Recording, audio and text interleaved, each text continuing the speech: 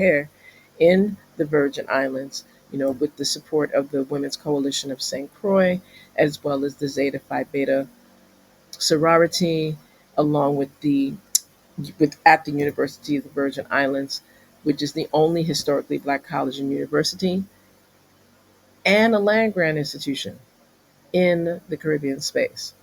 I really would like to get more information on what transpired in some of those versations because I know that a lot of persons may not be fully aware of what's going on and regarding domestic violence awareness. And this is a great opportunity, a great segue into some of the other conversations that we will begin to share this evening. There's also a very serious matter that is happening in this region in regard to maintaining the Caribbean island spaces in this part of the Americas as the zone of peace. Not to say that there hasn't been imbalance, not to say that there has not been instability in certain arenas. However, it's very important for us to remind persons that here in the Caribbean, the last time that there was some really engaging chaos, we can speak of what has transpired in Haiti. And we know some of the ins and outs of that.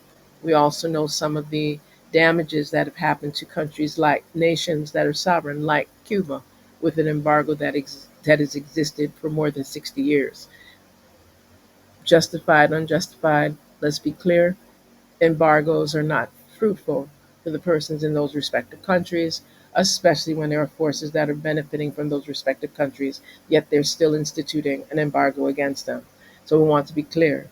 And now what we see happening, brewing in the region of Venezuela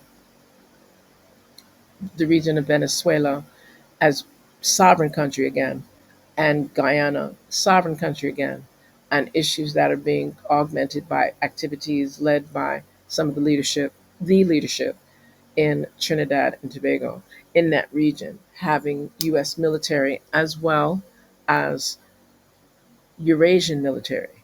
And that's what we're talking about, that everyone seems to be interested in this region. And we need this to be restored as a zone, a clear zone of peace. So, with that being shared, I really am grateful to highlight some different elements that have been shared through a number of different platforms. We've had the opportunity to also see some highlights right here in the Virgin Islands, here on St. Croix. Tonight, there was a series of activities. As I've mentioned, there were activities around domestic violence awareness. There were activities through the day where we had a wonderful intellectual exchange with scholars from the University of the Virgin Islands as well as from the University of Puerto Rico, Rio Piedras, and other campuses as well.